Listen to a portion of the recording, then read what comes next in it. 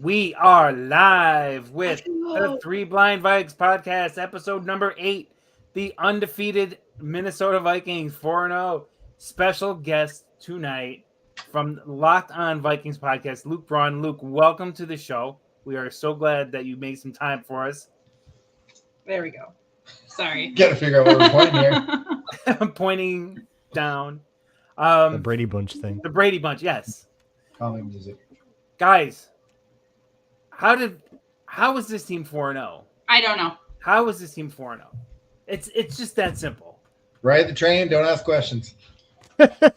It's the Ginger Gunslinger is still chucking them and looking great. And the defense took the second half off on Sunday, but played well enough in the first half to give themselves a cushion. Everything clicked for at least half a game. Yeah. I didn't expect to go into Green Bay and do that in the first half. No. We were sitting, so we have not watched let me rephrase. I have not watched a single minute of a Vikings game except for replays. Dan watches the second half in between our double headers, which we had for baseball. So we were at the game on Sunday. The entire team is all Packer fans. All of the parents are Packer fans. They brought a television to watch the game while our kids are playing baseball. Okay? So I'm sitting there in my Viking stuff, surrounded by Packers fans, and I was like, this is going to suck if we are losing. And we left 28-7 when we left, and I was like, man, sucks to suck, guys. Since Luke was so gracious to give us his time, Luke, give us your take on how that all went down on Sunday, that 31-29 nail biter that really didn't need to be a nail biter. You know, it's one of those things. So I just wrote a long article that I'll go up on in the morning for Wide Left about like how real these things feel versus like how real they really are.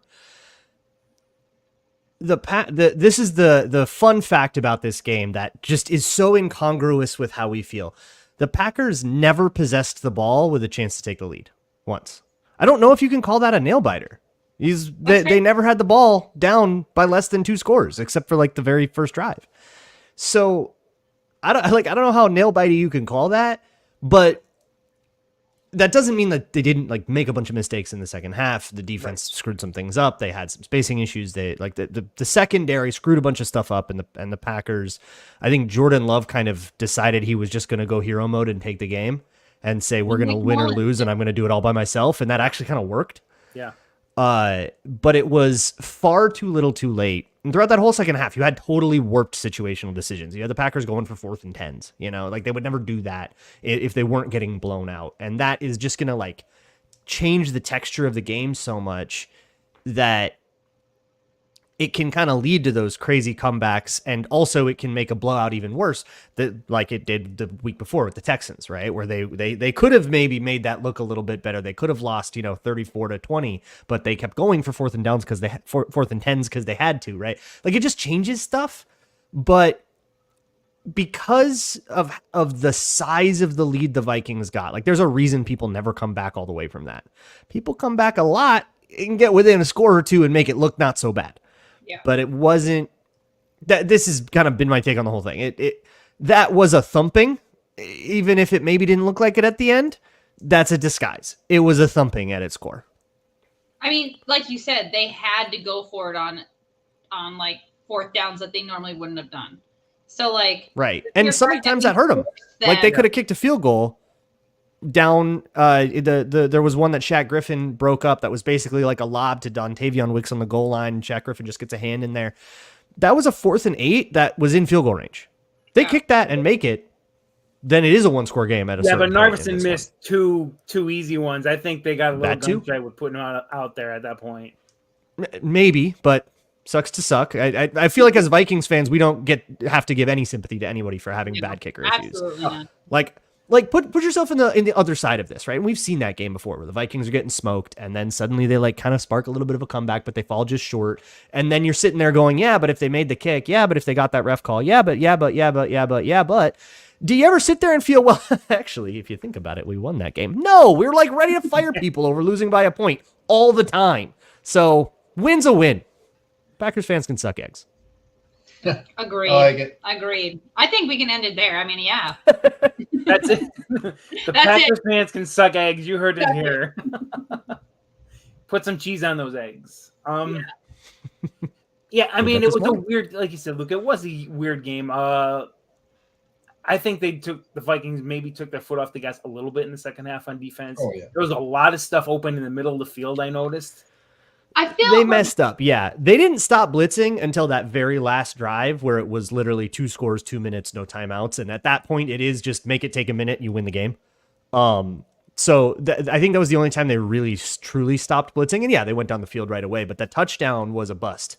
That was an oopsie in coverage. Yeah. Nobody plans that. Nobody calls the oopsie play, 2 of the touchdowns I thought were just blown coverages. Was on following the corner on the outside or the corner route, and both of them follow it, and it's nobody follows the inside route, and that's just blown. And then the 2-point conversion was similar, where you had Blake Cashman just slip. Yeah, there were a couple of weird things it had, like the interception that wasn't an interception of Darnold down inside the red zone. That definitely was an incomplete pass. Vikings should have retained the ball. Probably 3 points at a minimum, maybe get into the end zone. Now you change the complexion of that game. The Naylor muffed punt. That was weird. Yeah. We've learned a lesson today, okay? We learned from that one. That's not going to happen again. No. Well, no, because he did not go back there for the rest of the day. Right? Well, he usually wouldn't. It would have been Powell, but he was getting his rib checked out at the time. So, yeah. Yeah. I had a friend of mine from South Dakota check in during that. Brian Pomeister. He's like, do you think Love will come out after the halftime if with the down 4 scores? I said, Poe, there's a minute left in this half. Don't say anything. As soon as I said that, he muffed the punt. Yeah, I think if that interception that wasn't. If you overturn that one, Vikings score there and they go up 35-7. I think Love gets the baseball cap. I think you see Malik Willis for the rest of the game. I mean, and people don't see like how much one play can turn the whole complexion of a game like that. In a wild game like that, one play and you're right. You're up by 4 scores and Love is sitting on the bench and getting ready for next week. Even at the end of the game, up 9, 4th and 1, you're gonna go for it. Naylor slips coming across the jet sweep, and he hits short of the first down. Normally, he's going to pick up that first down. Now you're probably either taking a knee or you're scoring again, and now the 9-point lead is 16, and nobody's talking about this at all. But even by that moment, you had taken enough time off the clock, right? And you had taken crucially all of Green Bay's timeouts. So I was so unstressed about that watching, because I was looking at him, I'm like, it's over. It's done. They can go score as much as they want. They need an onside kick no matter what. Nobody ever gets that. Like, they need onside kick, score, onside kick, and like you're still looking at, maybe getting a chance to score the other way depending on how much time and all. Like, there's so many things the Packers still needed there, and yeah, you can go have your backdoor touchdown that makes it look not that bad, but that game was over. It was over as soon as you hit that 3rd and 12 that had to get reviewed. That 3rd and 12 that got another first down, and it's like, okay, now they have to start taking timeouts. That's it. Game over. Yep. Dagger. Yep. And that's the way you need to look at it. The final score made it sound a little, but the onside kick now, I said today, like, that is Michael Scott declaring bankruptcy anymore. The onside kick. Yeah, right. Hey guys, here's what we're going to do. And oh, by the way, here's the zone it has to land in, or it's illegal. Well, you have to declare the onside, and then it's normal as an onside kick, but it's like you take a surprise out of it, which was always fun, right? Nothing like the Super Bowl onside kick fun. Right. So you're right. It was by all means a Vikings dominant win. It didn't look like it, but it was a pretty dominant win. Yep. I think it's time to pick our stars of the game. And Luke, you get to pick a star. We usually do 3 stars. Everybody pick somebody different. We'll let you start. And then we'll go around. Star of the game. I kind of want to be hipster about it, because like anyone can just say like Justin Jefferson's name, but let me think about it. It's gonna be Shaq Griffin. Good call. Had a bunch of great plays in coverage. I think the game sort of lived and died on how those guys in coverage were playing. And when there was an issue with like spacing or whatever, like Byron Murphy had his ups and downs. Okay. Yeah. He had a weird day. We're gonna just learn what we can, right? But Shat Griffin, it seemed like every time they tested him, he was up to the challenge. Good call. I like that one. I'm gonna let Dan go next because Cora's in my doghouse for the X Factor from last week, and we'll talk about that later. Luke, you are going to get to choose who won for the X Factor. Yep. Okay. I feel like you're the most unbiased opinion. Sure. I don't know what that means, but I'm in. But we'll go. Dan, who do you got for your star of the game? I'm going to go with Darnold. I was just first half utterly impressed by his ability to find the open receiver. Or the non-open receiver. He also got a ton of help from, Jefferson's sideline catch. Insane pass blocking. I almost said Bradbury. Yeah. It was, when you have that much time, it makes it easy. But he's riding a high, and I love it. He's killing it right now with the tools that we have, and I'm here for it. I'm not surprised by it.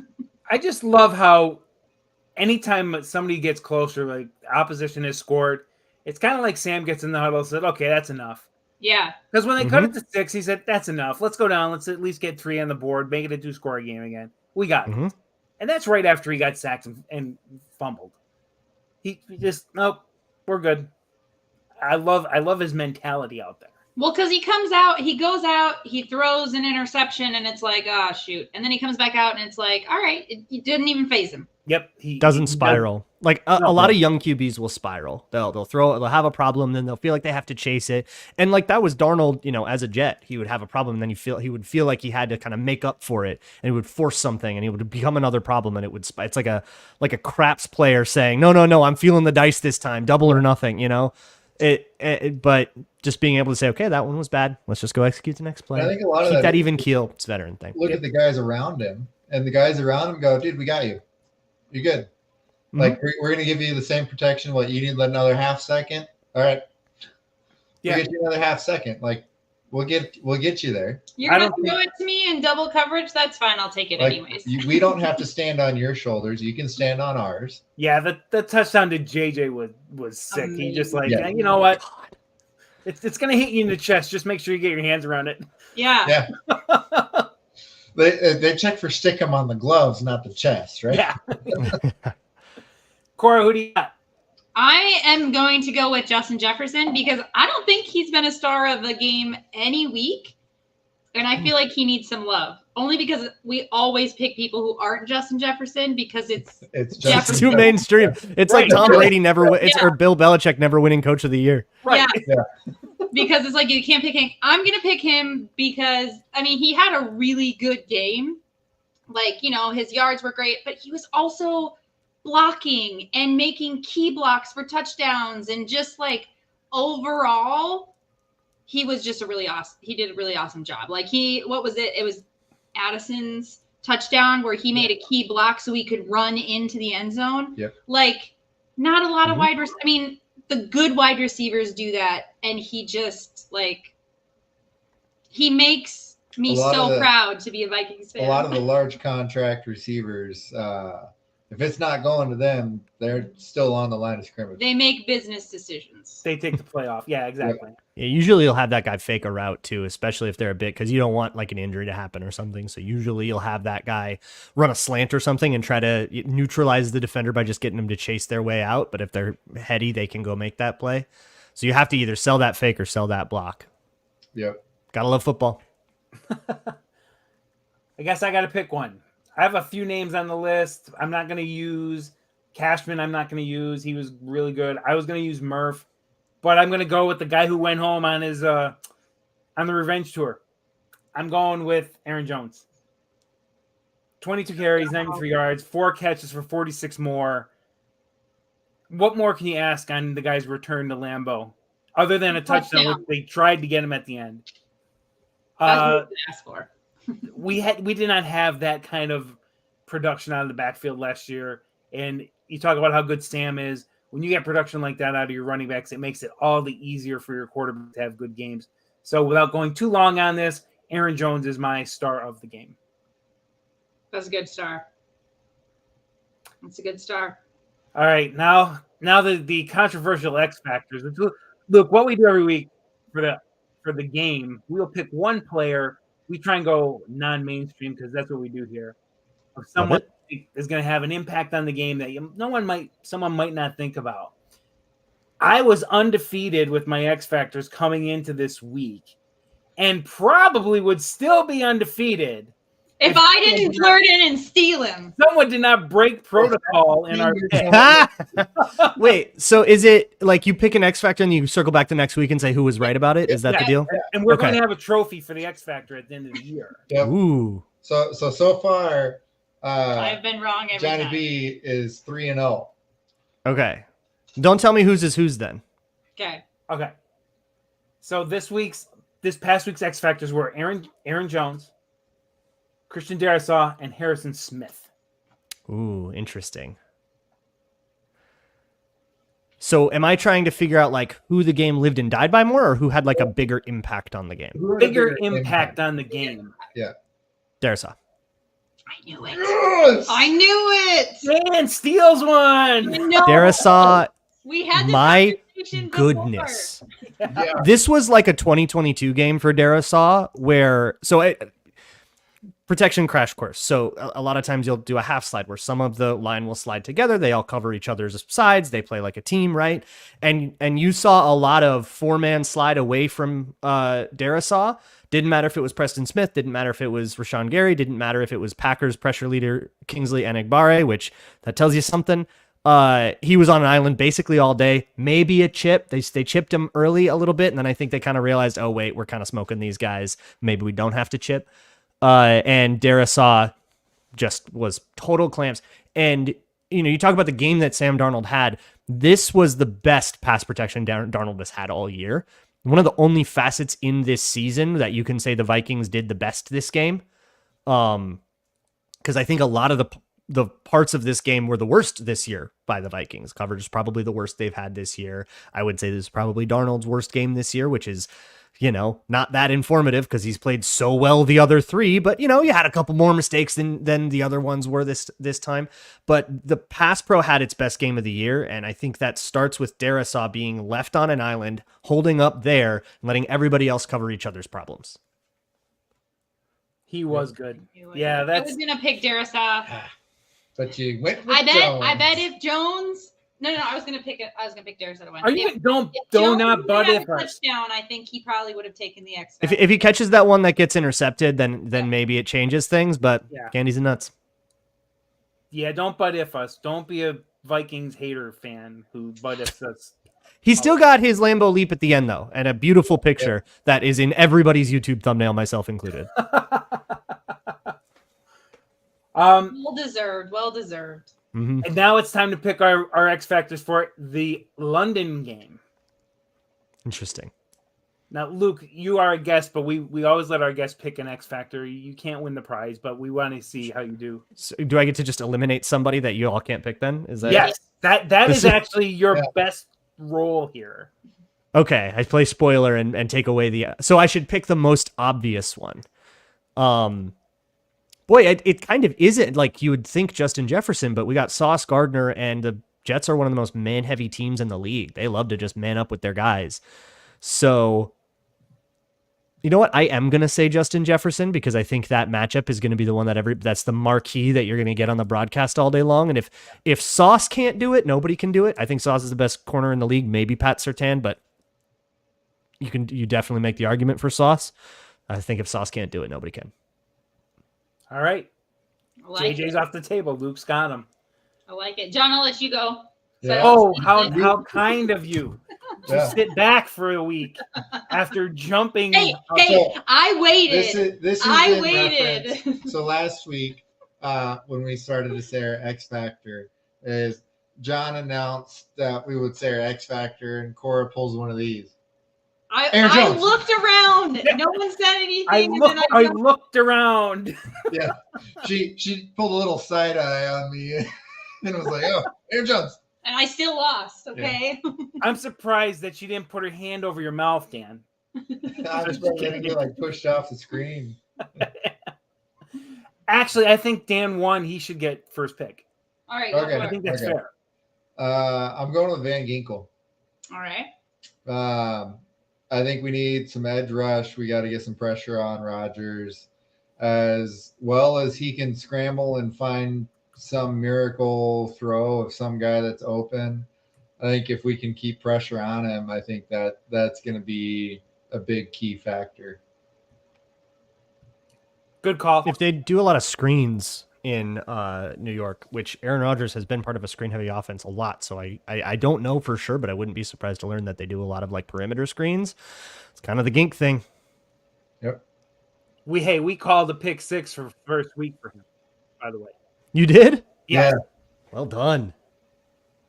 That's how I won my X Factor the first week. Yeah. Yep. And then he Excellent. picked Cashman the next week. John's been on one. Wow. Yeah. I've been lucky. All right. I'm going with our kicker again. He won me the second week. I'm going with Will the Throw. For some reason, the London games seem to come down to kickers doing their job or not doing their job. That's because that's what they care about in England. Yeah. They probably do it intentionally. And so I'm thinking a big day for Will. Like, I think he's going to kick 3 field goals in this game. And at least 2 will be from 45 yards or deeper. I like it. Okay. So I'm taking Will. Will Reichert is something of a rarity in that he is not a soccer player that converted to football late in his career and became a kicker. He was a kicker since he was like 5. Like, he wanted to be a football kicker. His dad wanted him to do it. It was like a lifer. We have a local high school kid here who good. plays. His brother plays D1. We forget where. Yeah. He's a senior in high school. Just signed with the University of Minnesota. So he can play football and baseball. He's longest in high school is 63. Ooh. Yeah.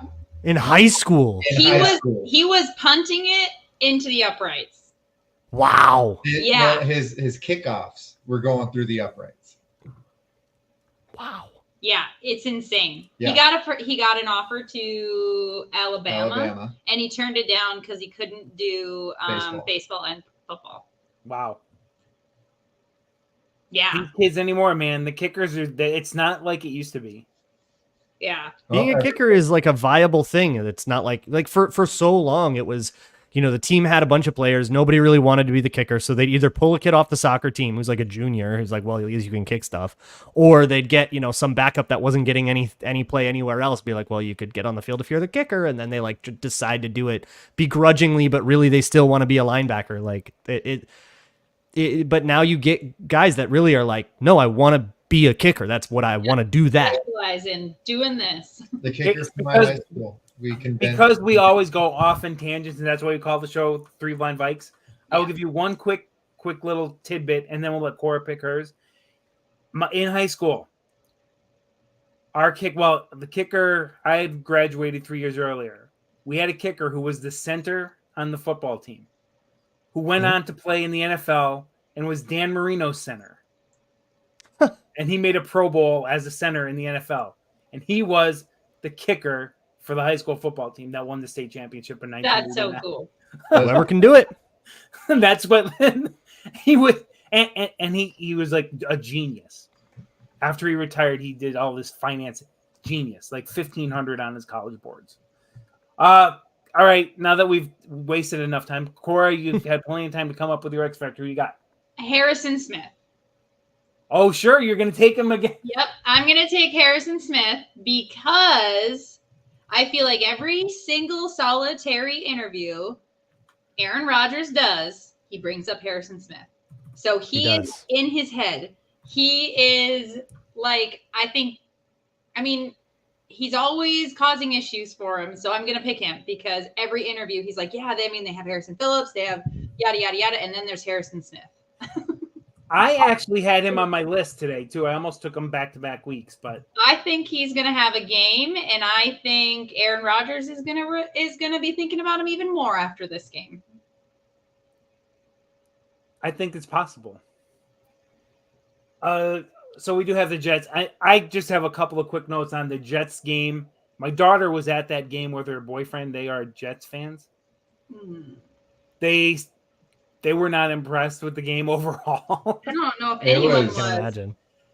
Who's this new Aaron Rodgers who throws 42 passes and only throws for 225 yards? It's 41. It's when it 2010 was Favre, man. It's over. torrential downpour. Yeah, that that's too. never stopped him before, though. Yeah, It does the receivers though. but they've always had an outdoor stadium, so he's had to deal with it. No, I know he I'm had, so but I think Luke nailed it. He's 41, and that's what's going to work for him now. Mm-hmm. Everything. I think you get the best of him in London, though, specifically because he's the Rodgers and Vikings. it's the Vikings, and he wants it. I think he wants to stick it to him one last time on the way out. So I think you get the best of what he has to offer, but he is 41. This is not going to be 2011 Rodgers. If they can't run the ball, they're going to have a problem. And they did not run the ball at all against Denver this week. They got nothing on the ground. Brees Hall was like non-existent. He had 10 yards. Or not 10. He had 4 yards on 10 carries. Non-existent. Their running game was nowhere. If the Vikings can shut down the running game, I could see Rodgers throwing a couple of interceptions. that Denver defense isn't anything to sleep on though. No. They've been kept in games because of their defense. Who is higher, Denver or Vikings? Depends on the metric, but Yeah. probably Denver Okay. defensively. Yeah, not offensively. But yeah, like I don't want to like look at that game and be like, oh, good, the Jets are bad because of that Broncos defense. Like that Broncos defense might just do that to people. Yeah. Yeah. Yeah, and they're very good. They were great, but the Jets defense was pretty darn good too. Now, granted, our segment I will not talk about the Broncos quarterbacking because we have a segment dedicated to it, which is the craziest thing in the world. But Dan loves Go Nix. I'm Okay. on his side. Yeah. but yeah, the Jets defense, they were formidable, but I don't know that they could be that formidable against Minnesota with a better offensive line, better core receivers, and quite honestly, a much better quarterback. Cora, Yeah. now it's fun time, Luke. We have our own individual segments. Cora, get defensive for us. All right. So I think I'm just going to beat a dead horse with how much I love B-Flow and the pure fact that he has chosen his defense. I was listening to an interview that Chris Carter did, and he was talking about how he basically handpicked all of these players for a specific talent that they have. And he picked them so that they could fit in. So when their best is there, it is what that team needs. So he handpicked everyone and picked for their strengths, and it's showing because he's utilizing everyone where they are their best, and their best is dominating. Not that all of these players individually are amazing players, but when you put them into their strength spot or the spot where they always make an impact or something, they're going to look like an amazing player because it's where they are. So I'm just going to keep, I feel like, reiterating this not every single week because it's not every week, but it just makes it a dominant team rather than a whole bunch of like really good pieces. Right. It's just a team where everyone is at their best in their position or in their area, and it just is like lights out. Granted, I always feel like the Vikings team, whenever they get into a flustered moment, they spiral. And a lot of times they spiral and it goes very much out of control. I feel like this last game, they obviously spiraled and the fourth quarter was so painful to watch. And I didn't necessarily think they were going to lose, but it was like, man, it's like another touchdown. Oh, it's another turnover. Oh, it's another this, it's another that.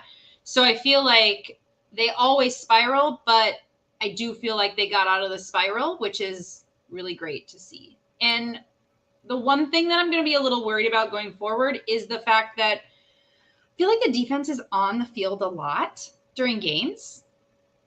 And in the end of the games, you can see that they're getting gassed. I think it was, not last week, but the week before, where they were talking, or no, maybe it was against the 49ers, where they were talking about how this defense is gassed.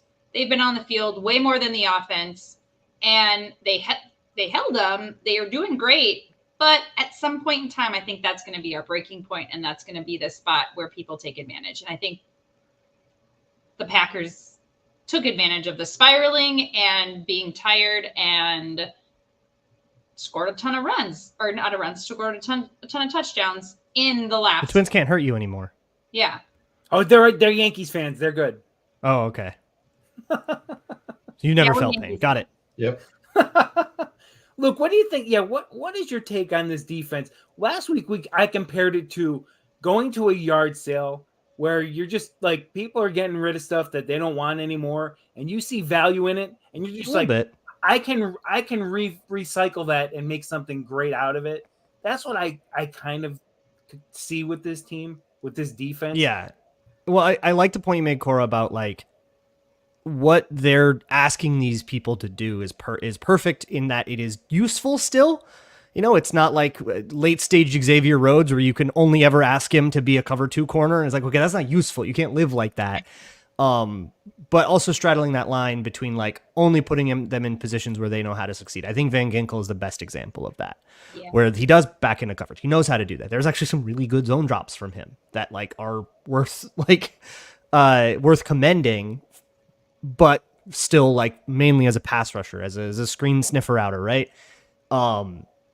And so his role is perfectly suited. Or guys like Gilmore and Shaq Griffin, they're not in the prime of their careers. These guys have had years that have already probably had the best year of their career, right? But they're not being asked to man cover. Shaq Griffin isn't being asked to live in cover 3 like he did in the kind of late Pete Carroll era where he was a starter and he was a good player there. He's playing quarters. He is playing some cover 2. He's playing, palms, which is like a mix. They man up like 4 reps a game. So they're being asked to, they're not cover 2 guys. They're being asked to do something, but it's not the world that they used to live in. And that's good coaching. That's knowing exactly what you want going into the offseason and saying, well, we can get that from this guy and we don't even have to really pay that much for him. It's great that it like all worked out that way. It's been so awesome. Not that we've watched, but we've watched the highlights and all that kind of stuff. But it's been so awesome to like see everyone excel. And like every week it's someone else. And every week, like all these players that, oh man, they're washed. They're not going to do very well. Blah, blah. Like, why did Brian Flores bring this guy in? It's been like great because Griffin, everyone's like, he's not a starter. He's probably going to get cut. In fact, I'm pretty sure there's podcasts talking about how he was going to get cut at the beginning. I'm pretty sure I said that. Yeah, I wasn't sure. I was like Joanne Williams part 2. It's really great to see them making such big impacts in, the areas that they shine in. So I love it. In the areas they're asked to shine in. Yeah. Here's what we need you to do, and they're not making it overly complicated. Yeah. They're not trying to ask too much of the players. Here's your specialty. Now go destroy. Is it just me, or is this team really good at tip ball drills on defense? I feel like what was it, the first year that it was just like everything went our way. And then it was like the next year, everything just didn't go our way. I feel like they worked on that. It's amazing. I think they've intercepted a pass in every game with a tip ball. They've had multiple tip ball interceptions, and not just one guy, like going through 2 or 3 sets of hands and coming up with the pick. It's a weird thing to notice, and it probably doesn't mean anything, but I just it comes off to me as like a really interesting thing. Me, anyway. It's like interesting. It kind of reminds me of like like backyard football. When kids are just like having fun, having a blast, and they're like, "Oh, I'm gonna make a play." Oh, when they're playing 500. Yeah, when they're playing 500, like And it just yeah. imagine. Well, it's about what Jordan Love's throws were like. So Yeah. Yeah. throw it up and see who catches it. And they're like, "Ooh, I'm gonna get it." So Mhm. it just reminds me of them just having fun.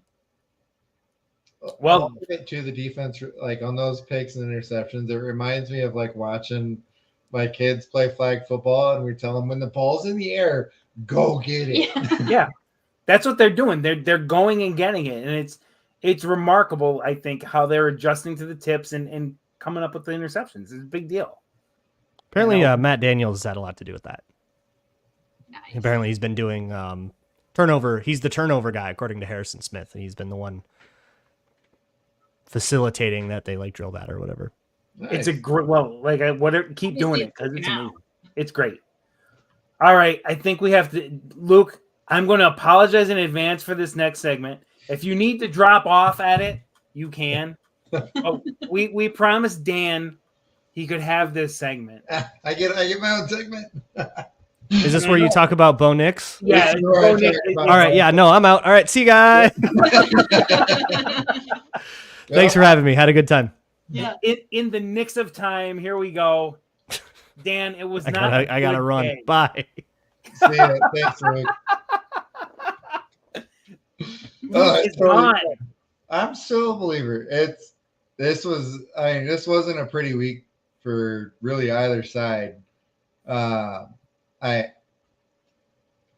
Broncos averaged like 3.1 yards per play. Really bad. And the Jets averaged 3.6 yards per play. It was ugly. It was such a bad such game. A bad game all the way around. It was It was a fun. really good defensive game. Like that was great. But the one thing, I mean, he got his first passing touchdown late in the game, and it solidified the win for him. Granted, not completely because they missed a field goal that would have won it, but the one thing that my takeaway from this, and it was reiterated a lot, is without the success that he had in the week prior, he didn't spiral down. He didn't start to try and be a hero or play hero ball. He stuck with it, and it's just a matter of, I think he's starting to understand the flow of a professional game versus college. And I think we saw the start of that last week. And playing in a torrential downpour, I think, was a bit of an adjustment for him to understand how to address that. Yeah, but it rained in Oregon. Yeah. Rained a lot in Oregon. Yeah. But now add in a professional defense to that. Okay. It's A good defense it's too. a good Yeah, defense. that's a really good defense. Yeah. And I don't know. He did have some bad throws. Bo Nix was But- -6 yards at the half. -7. Oh, sorry, -7 yards. Yeah, he had seven completions for -7 yards. Yeah. Yeah. But In the game. How about he of the 15 passes, right? Of the 15 passes, 12 of them were screens. He just needs. I would like, not that I would like to see him in a Vikings offense, obviously, but he needs some help. Yeah. Oh yeah. He's got no wide receivers. No. He's got no running backs. Does he have an offensive line even? All I know is he threw for 60 yards in the game. Cortland Sutton had 3 catches for 60 yards, which means all of the rest of his completions in that game netted him 0 yards. Yep. Oh, poor guy.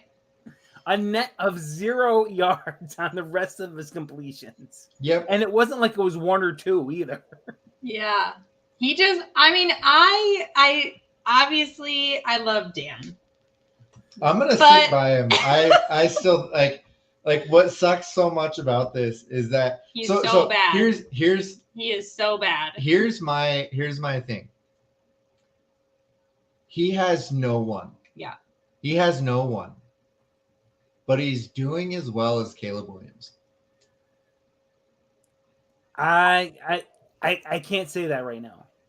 I think Caleb Williams is just a hair better. A hair better with a hair better. Who does he arguably have? some of the best wide receivers. Fair point.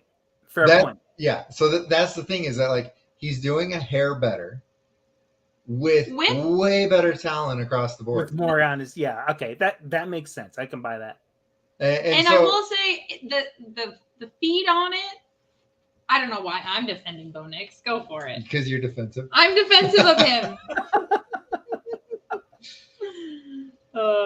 Yeah, I mean, it's still if he crashes and burns, then I was wrong, and so be it. But I still think that if you end up, I'm not done with him yet. I think he's still a good quarterback.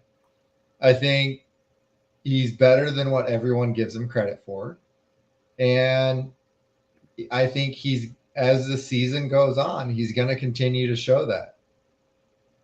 I think so, and I think we're on a skewed side of Twitter, obviously, because everyone hates Sean Payton. And Sean Payton was like, "Oh, I goaded the Vikings into JJ McCarthy," but like, let's be honest, JJ over Nix every day. Shh. But I think that get out of here. I do think he gets really unfairly treated because, at least from what we see, because it's all Vikings skewed, is that like everyone's making fun of him, and it's like, yeah, but like what has he got? I think it's a similar scenario where like I'm not going to compare. I don't mean to intentionally compare them, but I'm going to compare Sam Darnold and Bo Nix because Sam Darnold was in a crap offense. Yeah. He did not have anything around him, and he did not do well.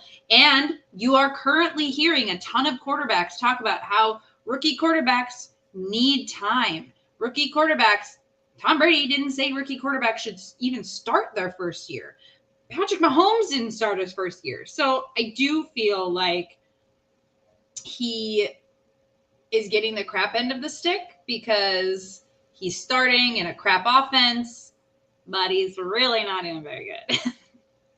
So in 4 years, when he resurfaces in New Orleans and he becomes a star for the Saints, Dan is going to say, I remember when I stuck by him, when I was his ride or die. Yeah. It will be interesting to see what they add next year. It'll be really interesting to see what they add in the draft, what they add in free agency, and if they give him talent, it'll be interesting to see what he has next year. And if Sean Payton is his coach next year. That's fair. Yep. I was say because the other side of this is the play calling has been crap. Granted, it's hard to call plays when your receivers don't catch balls and your running backs can't get past the line of scrimmage. So it's hard to figure out what you're trying to do. But when you call 15 pass plays and well over half of them are screens, you're not even giving anyone really a chance. You're not helping the kid at all. No. But that's not something Sean Payton does. So I think the big thing is going to be the second half of the year. Maybe they'll get Devontae Adams. They might. I think they're in the same division. They've got to trade. Never mind. If they want to even try to be competitive, they've got to trade for a receiver. Sutton's not a wide receiver one. Doesn't act like it, doesn't play like it, nothing. Yeah, but who are you going to go and get a wide receiver one from? And what are you going to give up to get him? That's the thing. I would like to see more Vele, the rookie that came with from Oregon as well. That's fair. They do have a He's a history. rookie, but in the first 2 games, he was the most he caught every ball thrown to him, and he was getting the most separation of all of the receivers. Maybe I should add him on my fantasy team. I'd like to see him pick up more of the slack. I'd like to see them give him a shot at wide receiver 1 and say, you're the one route. But maybe there's a reason why he's not. Because he's a rookie and they just paid Sutton. It's fair. And they paid Sutton like wide receiver 1. Yeah, but that's not something Sean Payton does. He doesn't care what you're making. He hated Russell Wilson and got rid of him. Yeah. And he was making a crap ton of money. Yeah. So I don't think that's Sean Payton's style. I don't think he worries about your paycheck. That's just my thought. Sir. Yeah. That's fair. I don't know. It's just something I'd like to see more of, though. And why we haven't is because he's been performing really well. Well, maybe next week. Are they playing next? They're not on their bye yet. They play next week, right? Yeah, they play next week. Yep. Well, maybe next week you'll have more positive things to say about Bo. He did get a win this week. Yeah. It was a win. Win. Quarterback wins are a stat. Yep. They are a stat. I don't believe in them because Will Levis got a win this week as a quarterback. That's fair. Because Aaron Rodgers actually did get his first win as a Jet in week 1 when he played 4 snaps and went down with his Achilles. So QB wins, not a fan of the QB win. But that's a discussion for another time. Yep. Speaking of another time. Yep. Take us back. Take us back. Let's Valhalla Back. This one was hard to find any footage of, but I had to use this one. October 12, 1975. The Jets traveled to Minneapolis. The first score of the game came from the Vikings in the first quarter. Fred Cox, our kicker, who kicked straight on. Go find video of guys who used to do that. 40 yards out, 3-0 Vikings. The Jets would take the lead back, or take the lead, and later in the first, John Riggins, more known, believe it or not, for his Redskins days, started out as a Jet. 1-yard run. The extra point made it 7-3. This was actually Riggins' last year as a Jet before he went to Washington for a lot more money. At the time, it was a lot more money. Right now, rookies make more. 7-3 Jets. Freddie Cox would cut the lead down to 1 with a 36-yard field goal in the second quarter, 7-6 at the half. The Vikings took the lead in the third. Fran Tarkington hit running back Chuck Foreman from 13 yards out. Foreman made a great play. A high tackle attempt, pulled on his shoulder pad. He pulled out of there. He said, no, thank you. Finished it off. Vikings take a 13-7 lead. They would extend it to 20-7 later in the quarter. Another pass. Tarkington to a wide open Chuck Foreman. Vikings carry a 20-7 lead. Late the third, though, Joe Namath would hit John Riggins from 11 yards out. Running back catch and passes, baby. 20-14 at that point. The Jets then take the lead back. 2-yard run by Carl Garrett, very unknown running back. 2-yard run. Extra point made it 21-20 Jets. Later in the fourth, the Vikings take the lead back when they block a punt out of the back of the end zone. Nice. 22-21 Vikings. The final score of the game came on a 4-yard Chuck Foreman run. Vikings win 29-22. Tarkington on the day, 18 for 28, 244 yards, 2 touchdowns. He did throw a pick. Foreman on the ground, 96 yards on 25 carries in that touchdown. He was also the leading receiver in the game. 9 catches out of the backfield, 105 yards, 2 touchdowns. Vikings would have 2 picks on the day, one from linebacker Jeff Seaman, the other one from my favorite cornerback, Bobby Bryant. Why did I pick this game? The Vikings played the Jets 9 times early. They beat them once in the first 9 times. This was that time. The Vikings only beat Joe Namath once. They lost 8 of their first 9 matchups against the Jets. They have won the last 3.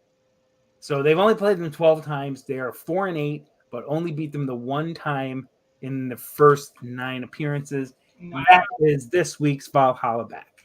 All like right. it. I like it. I like it. I wanted to do something London, but it's like, nah, I got to go with the opponent. So, and some of these are not easy to do. Yeah. No. That's taking us way back.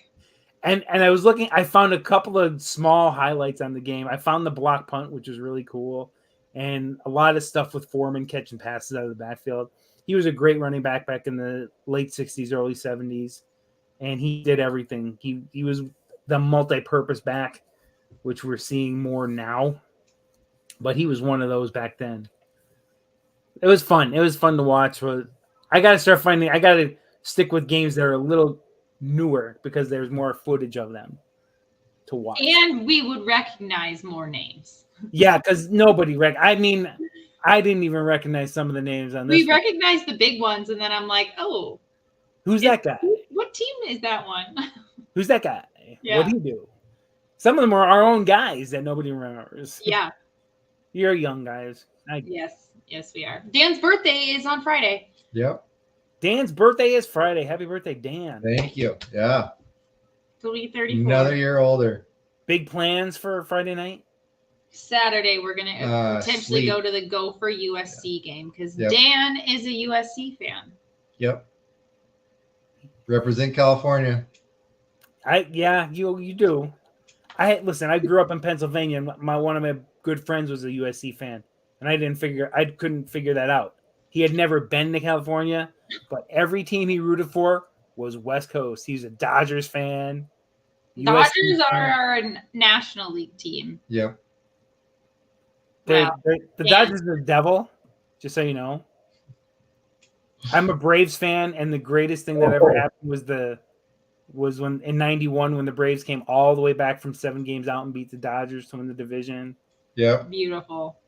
Yeah. Yep. There's couldn't clinch the World Series that year. Ooh. Well, Whoa. no, we only won 1 World Series with Bobby Cox. Phew, shots Yeah. fired. Just saying. Just saying. Well, Shots.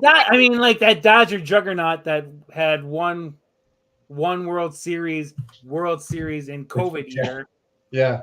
with all that money and talent, and I said they haven't won a World Series in ages. They won the series in 2020. I said, the COVID Cup? No, that's not a World Series. That's the COVID Cup. Yep. Yep. That was the year that half the players weren't even playing. Yeah. I mean, a lot of guys from AAA got their shot, though. The Braves had them 3-1 in the playoffs and couldn't win the 4th game. So Yeah. But I've always had a spot in my heart against the Dodgers. Plus, I grew up in a Yankee house too, so That's fair. Yep. Yankees Dodgers World Series and stuff like that. Yankees, Yep. let's go. I was not a Tom Lasorda guy either, but And we might get one this year. Yankees Dodgers series. I hope not. Yankees is fine. Although the Dodgers would be the lesser of evils amongst the Mets and the Phillies. All right, this is my Nostradamus question. She's got a question. Let's do it, Norsetradamus. Who do you got for the Who's going to the series? Who's going to the series, the World Series? All right, you can't do this one to me. It's not fair because I'm going to pick with my heart. Go with your heart. That's Go with fine. your heart. I can't. I would have picked, if I went with my heart, it would be Yankees Braves. The Braves they don't have enough. The fact that they even made the playoffs is amazing to me. I think it's going to be the Yankees. I think the Yankees are finally going back to the series.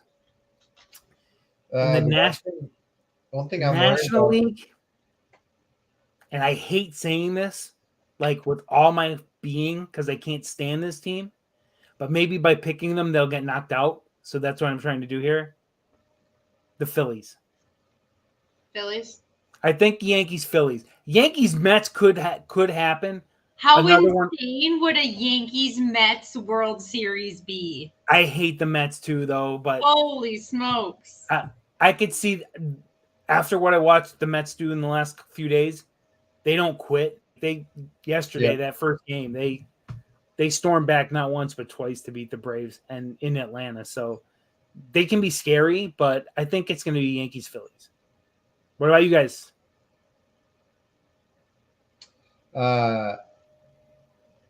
This is just purely because I would love to see it. Yankees, Dodgers. Because those are my two teams. Old school. That's an old school series. Yep. People would love it. Yep. A throwback.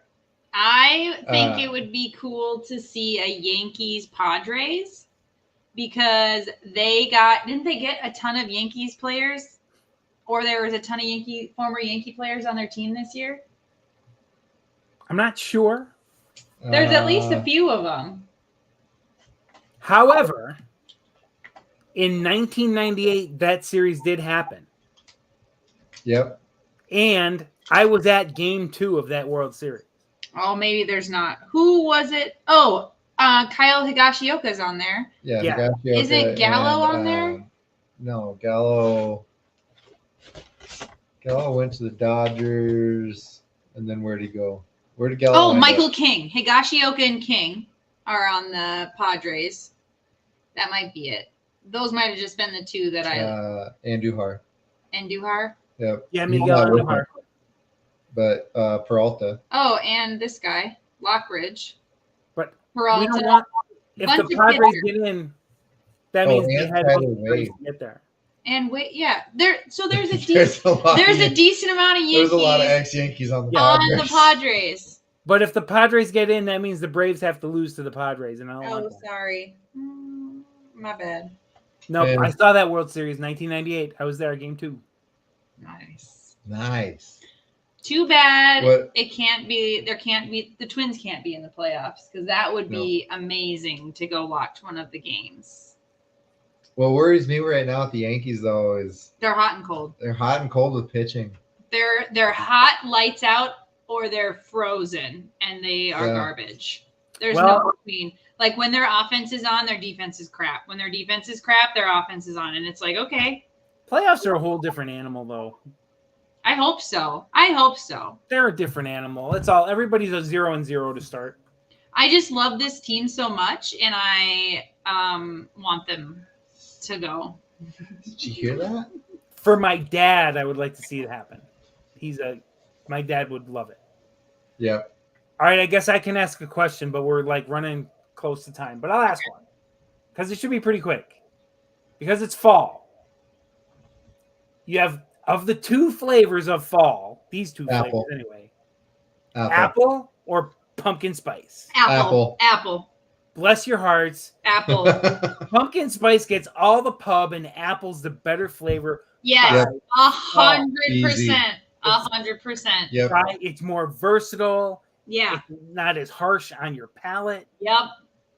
Apple. Yep. Apple cider, apple pie, apple crisp, Apple donuts. apple anything. Yep. Apple fritter. Yep. Apple all day. Yep. Yes. All right. I got another quick one.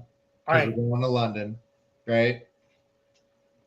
If you got to go to London, right, what other European country are you visiting? Ireland. Scotland. Oh, that's fair. I'd Ireland go or Scotland. Scotland? Yeah.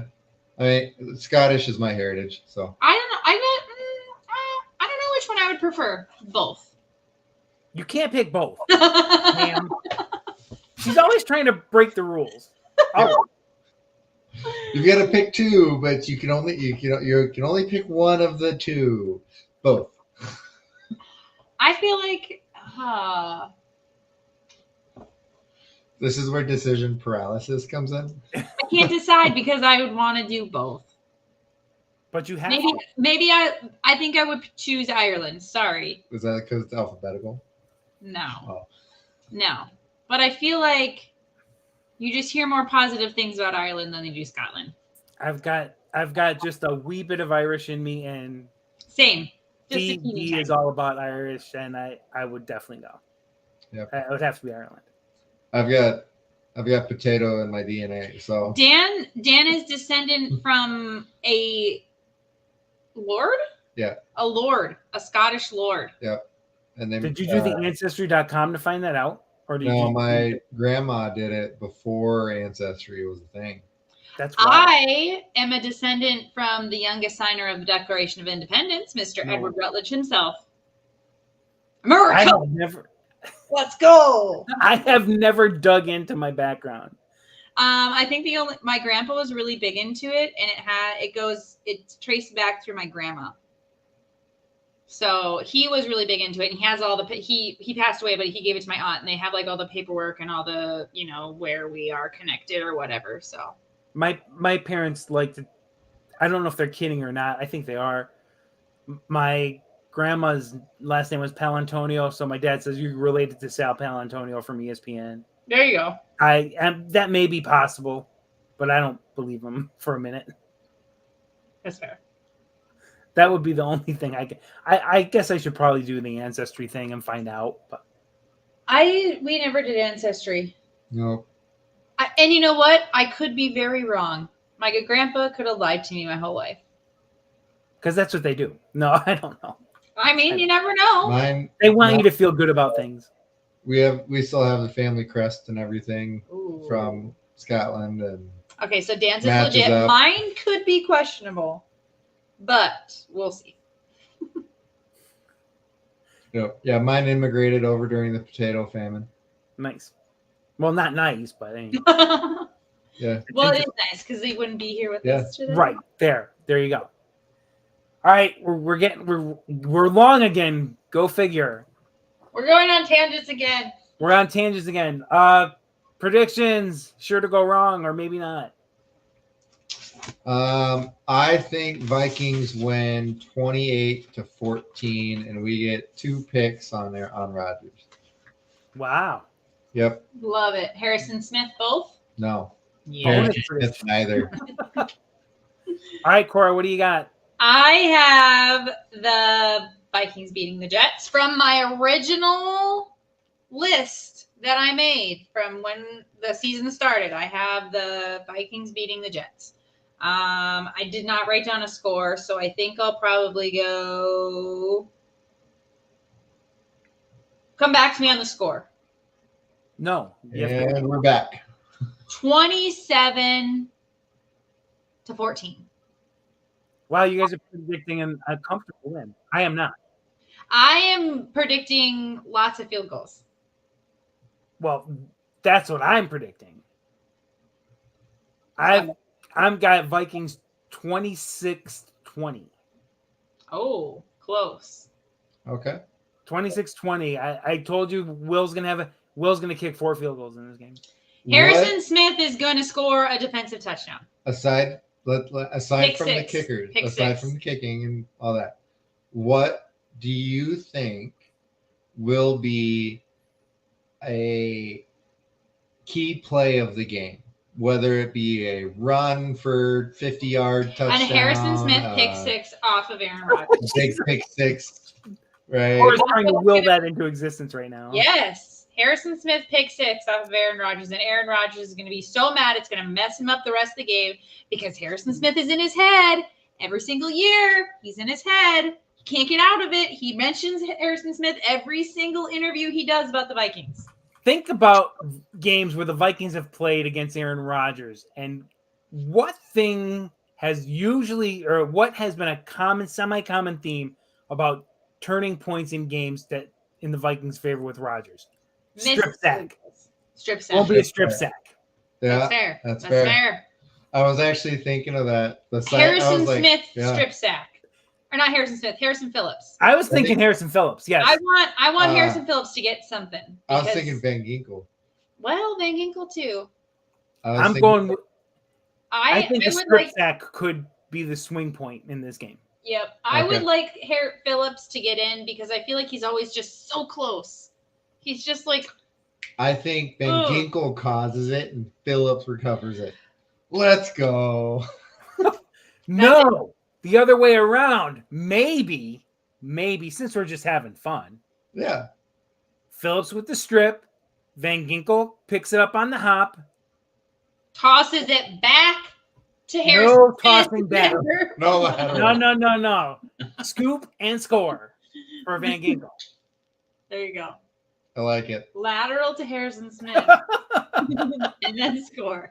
Cora wants to get off the schneid and get one.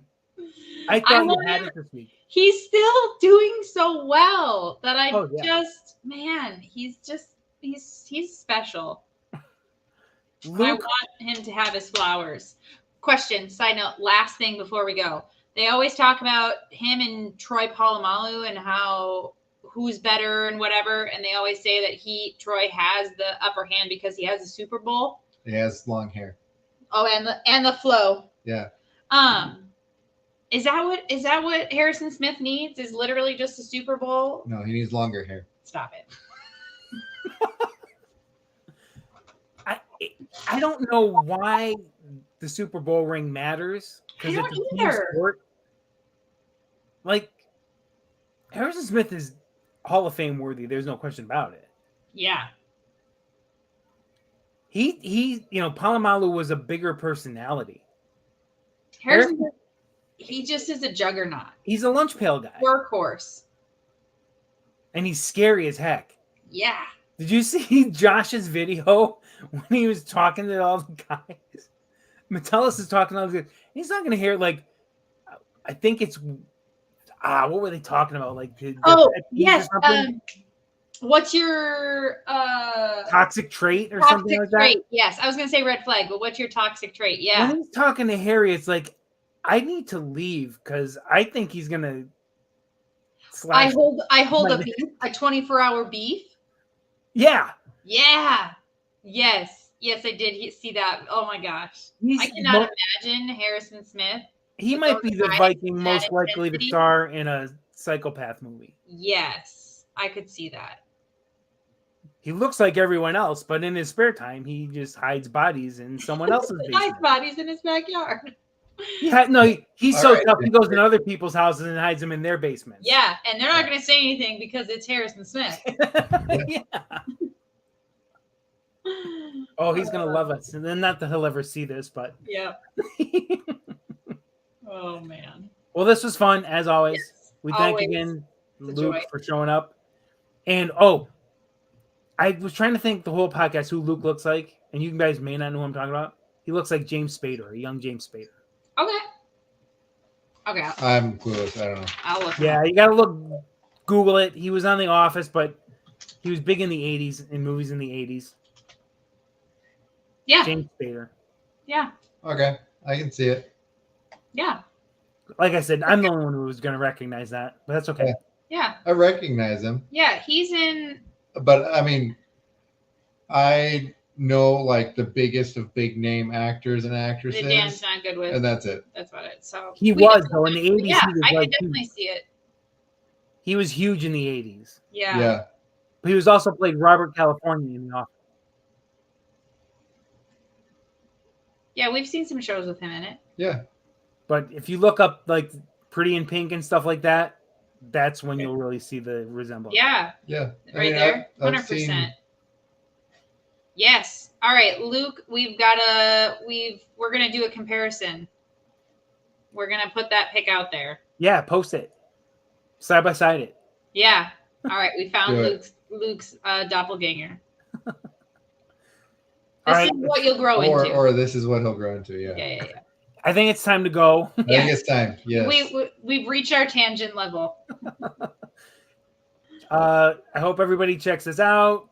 Like, subscribe, watch us, follow us, join us. We never know what's going to happen on the show, and that's what the fun part is.